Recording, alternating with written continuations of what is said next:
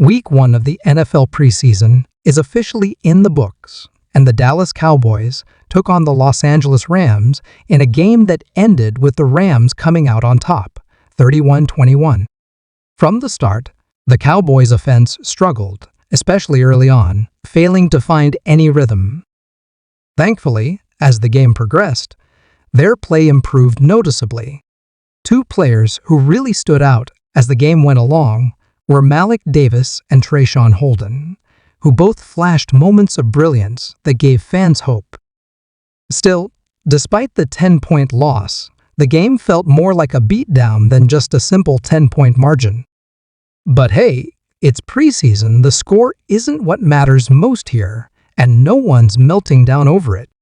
So, with the preseason excitement back, are you happy to see Cowboys football again, even if it's just a taste?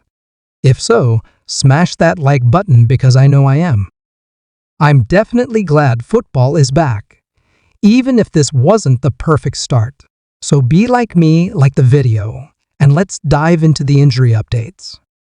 We saw a few players leave the game and then come back, so we'll skip over those minor concerns. But some guys are worth noting. Maris Bell, Pan Turner, and Buddy Johnson all had some injury scares. Buddy Johnson was ruled questionable with a knee injury and didn't return, but the fact that he wasn't ruled out completely is a positive sign. Sadiq Charles, on the other hand, was not so fortunate. He left the game clearly in pain due to a knee injury and was ruled out pretty quickly, which is definitely not the news Dallas fans wanted to hear. His status remains uncertain, and that raises some concerns for the Cowboys moving forward. Lyle Collins got some extra reps thanks to Charles' injury, and he showed some promise. Elijah Clark also left the game late with an injury, but details on his condition are still unclear. The biggest injury story was Joe Milton leaving the game in the fourth quarter with an elbow injury. According to head coach Brian Schottenheimer, Milton suffered a bruised elbow but should be okay. From what it looked like, it might have been a classic funny bone hit, that sharp, nerve-shocking feeling when your elbow gets banged just right. Not ideal, but nothing serious at this point. The Cowboys won't practice again until Tuesday, so they have some time to let those injuries heal. Now, let's talk about the bigger picture and some takeaways from the game. I'm going to be honest with you. Joe Milton's performance was disappointing. This wasn't the confident, sharp Milton we hoped to see. It was more like his early preseason form from last year. His completion percentage was under 60%, and he missed some open targets badly. Instead of varying his passes, it felt like he was forcing bullets all night long, not using enough touch or finesse. Ryan Flo was open multiple times, but Milton just didn't connect. It was inconsistent, frustrating to watch, and not the kind of quarterback play that inspires confidence. That said, Milton showed some mobility, rushing 4 times for 22 yards, which was decent. But that wasn't enough to overshadow the inaccurate throws and missed opportunities. It's especially frustrating when you see Will Grier come in and perform well, going 2 for 3 passes, including a nice 8-yard touchdown run, even though he's not expected to be the starter. Grier showed more efficiency and composure than Milton on this night, which isn't a good look for the starting QB. So yeah, overall, I expected more from Joe Milton, and I got a performance that left me feeling disappointed. On the bright side, the offensive line did a pretty solid job. Early Pro Football Focus grades, though still subject to change, suggest the line held up well despite the starting 5 not playing. Nathan Thomas, for example, quietly impressed. No one really saw him get beaten, which is a good sign. There were some mistakes, like a bad snap from TJ Bass late in the game, but those can happen and aren't game-breaking. Brock Hoffman and Ajani Cornelius also looked promising in their snaps. The line allowed just 6 total pressures on Milton throughout the game, which is respectable. However, penalties were a major problem for the Cowboys. They racked up 11 penalties in total, with 8 of those coming in the first quarter and a half. It felt like they were constantly negating their own progress, killing momentum with careless mistakes.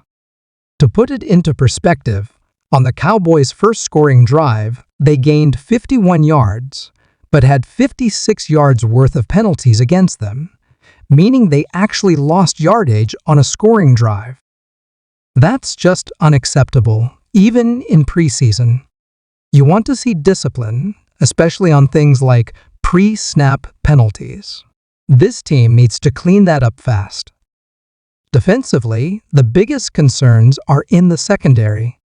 The Cowboys started Robert Rochelle, Andrew Booth, and Kevin Hall at cornerback, and it wasn't encouraging. Rochelle barely lasted 8 snaps before either getting hurt or being pulled after getting beat badly. Stetson Bennett, the Rams quarterback, who has been a thorn in Dallas's side in the past, completed 16 of 24 passes for 188 yards, 2 touchdowns, and 1 interception. Izzy Muamu made a nice interception, but also gave up a touchdown. With several key corners like Bland, Diggs, Elam, Revel, and Carson out, the Cowboys were left scrambling. Kevin Hall allowed 3 catches on 3 targets, and Andrew Booth gave up a big play downfield. Rochelle looked shaky. Overall, the secondary looked vulnerable, and that's a big red flag for the defense moving forward. One of the biggest surprises was the performance of Trayshawn Holden. He only saw 2 targets, but caught both, totaling 42 yards and leading the team in receiving yards. That's impressive, especially since some of the bigger names like Mingo, Lamb, Pickens, and Turpin didn't play or weren't as involved. Holden showed that he deserves more opportunities and more reps. He's been flashing all offseason and preseason, and it's time the Cowboys start rewarding him with more playing time. His play was one of the few consistent bright spots on offense. So, who gets the game ball? It's a tough call. Malik Davis had a solid game, especially on the ground, so he's definitely in the conversation. Trayshawn Holden made his mark too. The offensive line quietly did its job, but no one really stood out as a game changer. Let me know who you think deserves the game ball in the comments.